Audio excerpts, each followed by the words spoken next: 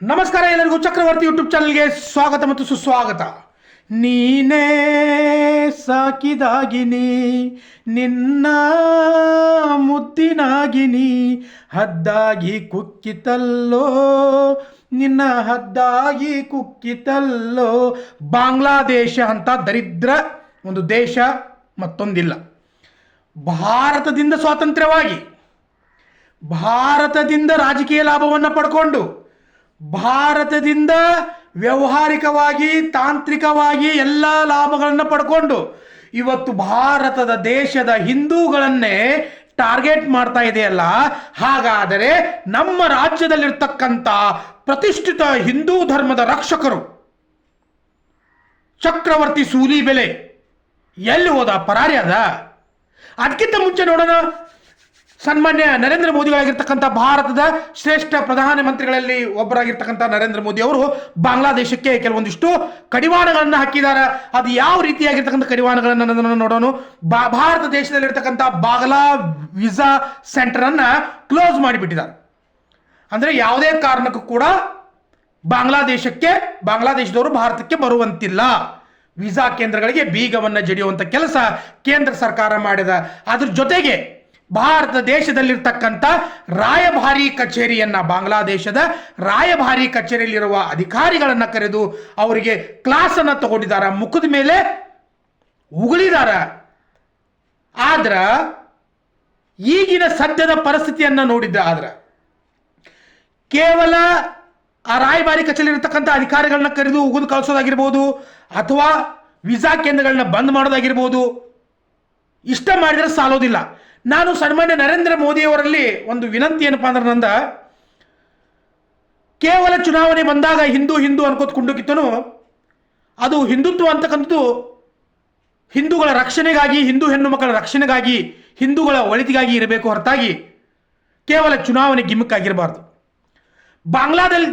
ಬಾಂಗ್ಲಾದೇಶದಲ್ಲಿ ಒಬ್ಬ ಅಮಾಯಕ ಹಿಂದೂವನ್ನ ಯಾವುದೇ ತಪ್ಪಿಲ್ಲದೆ ಬೆತ್ತಲೆ ಮಾಡಿ ಜೀವಂತವಾಗಿ ಅವನನ್ನ ಸುಟ್ಟು ಹಾಕ್ತಾರಲ್ಲ, ಸುಟ್ಟು ಹಾಕಿದ್ರು ಓಕೆ, ಅವ್ರ ದೇಶದಲ್ಲಿ ಅದು ನಡೀತಾ ಇದೆ, ಏನೋ ಆಗಿರ್ಬೋದು ಅನ್ಕೊಳ್ಳೋಣ. ಆದ್ರೆ ಅಲ್ಲಿರ್ತಕ್ಕಂಥ ನಾಗರಿಕರು, ಅಲ್ಲಿರ್ತಕ್ಕಂಥ ನಾಯಕರು ಭಾರತಕ್ಕೆ ನುಗ್ಗಿ ಭಾರತದಲ್ಲಿರ್ತಕ್ಕಂಥ ಹಿಂದೂಗಳನ್ನ ನಾವು ಹೊಡಿತೀವಿ, ಕುರಾನ್ ಕಿ ಕಸಮ್ ಅಂತ ಹೇಳ್ತಾರೆ ಅವರು. ಕುರಾನ್ ಕಿ ಕಸಮ್, ಭಾರತ್ ಮೇ ಘುಸ್ಕೆ, ಭಾರತದ ಒಳಗಡೆ ನುಗ್ಗಿ ಹಿಂದೂಗಳನ್ನ ಕೊಂದು ಹಾಕ್ತೀವಿ, ಇದೇ ನಮ್ಮ ಧರ್ಮ ಅಂತಂದು ಹೇಳ್ತಾರಲ್ಲ. ಲುಚ್ಚ ನಾಲಾಯಕ ಲಫಂಗ್ ನನ್ನ ಮಕ್ಕಳು ಬಾಂಗ್ಲಾದೇಶಿಯ ಮುಸ್ಲಿಮರು ನನ್ನ ದೇಶದಲ್ಲೂ ಕೂಡ ಮುಸ್ಲಿಮರು ಅದಾರ. ಸುಖ ಶಾಂತಿ ಸಮೃದ್ಧಿ ಎಂದ ಇರ್ತಕ್ಕಂಥ ಮುಸ್ಲಿಮರು ಅದಾರ. ಕೆಲವೊಂದಿಷ್ಟು ನಾಲಾಯಕ್ ಹುಳುಗಳು ಕೂಡ ಅದಾವ. ಯಾ ಇಲಾಹಿ ಇಲ್ಲಲ್ಲಾಹ ಮೊಹಮ್ಮದುಲ್ಲಾ ರಸೂಲುಲ್ಲಾ, ನನಗೆ ನಮಾಜ್ ಮಾಡೋಕ್ಕೂ ಬರ್ತದ, ನನಗೆ ಕುರಾನನ್ನು ಕೂಡ ಓದಿದ್ದೀನಿ ಅಲ್ಪ ಸ್ವಲ್ಪ. ಸೊ ನನಗೆ ಇಸ್ಲಾಂ ಧರ್ಮದ ಕೆಲವಷ್ಟು ಆಗು ಹೋಗುಗಳ ಪರಿಚಯ ಕೂಡ ಅದ ನನಗೆ. ಆದರೆ ನಾನೊಬ್ಬ ಶ್ರೇಷ್ಠ ಹಿಂದೂ ಅನ್ಸ್ಕೊಳಕ್ಕೆ ನನಗೆ ಹೆಮ್ಮೆ ಅದ, ನಾನೊಬ್ಬ ಭಾರತೀಯ ಅಂತ ಅನ್ಸ್ಕೊಳಕ್ಕೆ ಹೆಮ್ಮೆ ಅದ.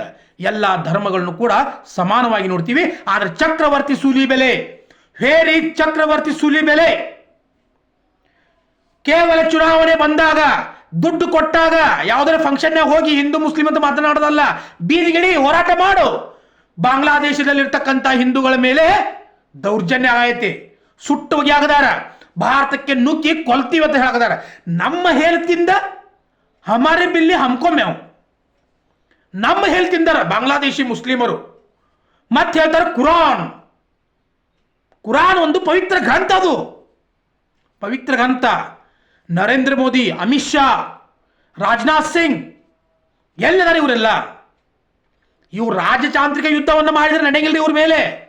ಇವ್ರನ್ನ ಪಾಕಿಸ್ತಾನದವ್ರು ಹೆಂಗೆ ಭಿಕಾರಿಗಳಾಗಿದಾರಲ್ಲ, ಅದೇ ರೀತಿ ಬಾಂಗ್ಲಾದೇಶಿಯರನ್ನು ಕೂಡ ಭಿಕಾರಿಗಳನ್ನಾಗಿ ಮಾಡಬೇಕು ನಾವು. ಅಂದಾಗ ಆಗ್ತದ್ರಿ ಇದು. ನಮ್ಮ ದೇಶದಲ್ಲಿ ಕೇವಲ ಸರ್ವ ಜನಾಂಗದ ಶಾಂತಿಯ ತೋಟ ಅಂದ್ರೆ ನಡೆಯಂಗಿಲ್ಲ. ಭಾರತದೊಳಗೆ ನುಗ್ಗಿ ಹೊಡಿತೀವಿ ಅಂತ ಹಿಂದೂಗಳಿಗೆ ಚಾಲೆಂಜ್ ಕೊಡ್ತಾರಂದ್ರೆ, 80 to 90 ಕೋಟಿ ಜನಸಂಖ್ಯೆ ಇರ್ತಕ್ಕಂಥ ಹಿಂದೂಗಳು ನಾವು ಏನ್ ಮಾಡ್ತಾ ಇದ್ದೀವಿ? ಬಾಂಗ್ಲಾದೇಶದ ಮೇಲೆ ಯಾಕೆ ಆಕ್ಷನ್ ತಗೊಳ್ತಾ ಇಲ್ಲ? ಶೇಖ್ ಹಸೀನಾನ ಕರ್ಕೊಂಡು ಬಂದ, ಇಲ್ಲಿ ಕುಣಿಸ್ಕೊಂಡು ಕೂತಿದ್ದೇವೆ ನಾವು. ನಮಗೆ ಏನು ಗರ್ಜದ ಅವಳದು? ಹೌದಪ್ಪ, ನಾವು ಭಾರತೀಯರು, ನಾವು ಭಾರತ ಮಾತೆ, ನಾವು ಹೆಣ್ಣು ಮಕ್ಕಳನ್ನ ರಕ್ಷಣೆ ಮಾಡ್ತೀವಿ, ಒಪ್ಕೊಳ್ತೀವಿ ನಾವು. ಆದ್ರೆ ಒಬ್ಬಳಿಂದ ಬೇರೆ ದೇಶದ ಪ್ರಧಾನಿಯಿಂದ ನನ್ನ ದೇಶದ ಹಿಂದೂ ಧರ್ಮಕ್ಕೆ ಧಕ್ಕೆ ಆಗ್ತದಂದ್ರ, ನನ್ನ ದೇಶದ ಹಿಂದೂ ಧರ್ಮದ ಜನಗಳಿಗೆ ಧಕ್ಕೆ ಆಗ್ತದಂದ್ರ ಆ ಪ್ರಧಾನಿಯನ್ನ ಇಟ್ಕೊಂಡು ಏನು ಲಾಭದ ಇಲ್ಲಿ? ಇದನ್ನು ನರೇಂದ್ರ ಮೋದಿ ಅವರು ತಿಳ್ಕೊಳ್ಬೇಕಾಗ್ತದ. ದೇಶ ಕಂಡ ಅತ್ಯುನ್ನತ ಪ್ರಧಾನಿ ನರೇಂದ್ರ ಮೋದಿ ಅವರು, ಅವ್ರ ಬಗ್ಗೆ ನಮಗೆ ಗೌರವ ಅದ. ಯಾಕಂದ್ರೆ ರಾಹುಲ್ ಗಾಂಧಿ ಹಂಗೆ ಹೋಗಿ ವಿದೇಶದಲ್ಲಿ ಕೂತ್ಕೊಂಡು ಭಾರತದ ಪ್ರಜಾಪ್ರಭುತ್ವ ವ್ಯವಸ್ಥೆನ ಹಾಳು ಮಾಡೋದಿಲ್ಲ. ಅಥವಾ ರಾಹುಲ್ ಗಾಂಧಿ ತರ ಬಂದು ನಾನೇನಾದ್ರೂ ಪ್ರಧಾನಿ ಆದ್ರೆ ಪಾಕಿಸ್ತಾನಕ್ಕೆ ಆರ್ಥಿಕವಾಗಿ ಸಹಾಯ ಮಾಡ್ತೀನಿ ಅಂತಕ್ಕಂಥ ಘೋಷಣೆಯನ್ನ ಕೂಗೋದಿಲ್ಲ. ಹೌದು, ನರೇಂದ್ರ ಮೋದಿ ಪಕ್ಕಾ ಕಟ್ಟ ಭಾರತದ ಅಭಿಮಾನಿ, ಒಪ್ಕೊಳ್ಳೋಣ ನಾವು. ಕೆಲವೊಂದಿಷ್ಟು ಲೋಪದೋಷಗಳು ಇರ್ತಾವ, ಹಂಗತ ತಿಳ್ಕೊಂಡ ಶ್ರೇಷ್ಠ ಪ್ರಧಾನಿಯನ್ನ ನಾವು ಕಡೆಗಣಿಸಬಾರ್ದಾಗ್ತದೆ. ಇಲ್ಲಿ ಅಮಿತ್ ಶಾ, ರಾಜನಾಥ್ ಸಿಂಗ್ ಕೇವಲ ಚುನಾವಣೆಗೆ ಬೇಡಾಗಿದೆ. ಇಲ್ಲಿ ಬಾಂಗ್ಲಾದೇಶ ಅಂತಕ್ಕಂಥದ್ದು ಕೇವಲ ಎಲ್ಲಿ ವೀಸಾ ಕೇಂದ್ರಗಳನ್ನ ಮುಚ್ಚಿದ್ನೆ, ರಾಯಭಾರಿ ಕಚೇರಿ ಅವ್ರನ್ನ ಕರೆಸಿ ಅವ್ರನ್ನ ಮುಖದ ಮ್ಯಾಗ ಉಗುಳಿದ್ನೆ, ಇದೆಲ್ಲ ಯಾವುದಕ್ಕೂ ಅವಶ್ಯಕತೆ ಇಲ್ಲವೇ ಇಲ್ಲ ರೀ. ನೀವು ಮಾಡುವುದು ಕೆಲಸಗಳು ಇಡೀ ದೇಶಕ್ಕೆ ಮಾದರಿ ಆಗಬೇಕು. ಅಮೇರಿಕ ಒಂದು ಬಲಿಷ್ಠ ರಾಷ್ಟ್ರ ಆಗ್ಯದ ಅಂದ್ರೆ ನುಗ್ಗಿ ಹೊಡಿತಾರ, ಅವ್ರು ಒಳಗಡೆ ಹೊಕ್ಕಿ ಹೊಡಿತಾರ. ಒಸಾಮಾ ಬಿನ್ ಲಾಡೆನ್ ಹೆಂಗೆ ಒಳಗೆ ಹೊಕ್ಕಿ ಹೊಡೆದ್ರಲ್ಲ, ಕೇವಲ 30 ಕೋಟಿ ಜನಸಂಖ್ಯೆ ಇರ್ತಕ್ಕಂಥ ಅಮೇರಿಕಾದು 30 crores ಅಮೇರಿಕಾವನ್ನು ನೋಡಿದ್ರೆ ಇಡೀ ಜಗತ್ತು ನಡುಗ್ತದ. ಕಾರಣ ಏನು? ನುಗ್ಗಿ ಹೊಡಿತಾರ ಅವ್ರು, ನುಗ್ಗಿ. ನೋ ರಾಜತಾಂತ್ರಿಕ, ಉಗುಳೋದಿಲ್ಲ, ಮಸಾಜ್ ಮಾಡೋದಿಲ್ಲ, ಬೆಣ್ಣೆ ಹಚ್ಚೋದಿಲ್ಲ. ಶಾಂತಿ ದೂತರಲ್ಲ. ಹೌದಪ್ಪ, ನಾವು ಶಾಂತಿ ದೂತರು ಒಪ್ಕೊಳ್ಳೋಣ. ಎಷ್ಟು ದಿನ ಅಂತ ಒಪ್ಕೊಳ್ಳೋಣ ಶಾಂತಿ ದೂತರ ತಂದ? ನಮ್ಮ ಮನೆಯಿಂದ ಬಂದು ಹೆಣ್ಮಕ್ಳು ರೇಪ್ ಮಾಡಿ ಹೋಗೋತನೂ ಒಪ್ಕೊಳ್ಳೋಣ. ಇದೇ ಈ ಕಾಂಗ್ರೆಸ್ ಪಕ್ಷ ನಾಳೆ ಅಧಿಕಾರಕ್ಕೆ ಬಂದಿದ್ದಾದ್ರೆ,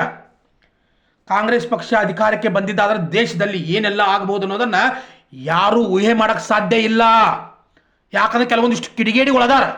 ಮೋರ್ ದೆನ್ 90% ಮುಸ್ಲಿಮರು ನಮ್ಮ ದೇಶದಲ್ಲಿ ಒಳ್ಳೆಯವರು ಅದಾರ. 10% ಏನದಾರಲ್ಲ ದರಿದ್ರ ನನ್ನ ಮಕ್ಕಳು ಅದಾರ ನಮ್ಮಲ್ಲಿನೂ.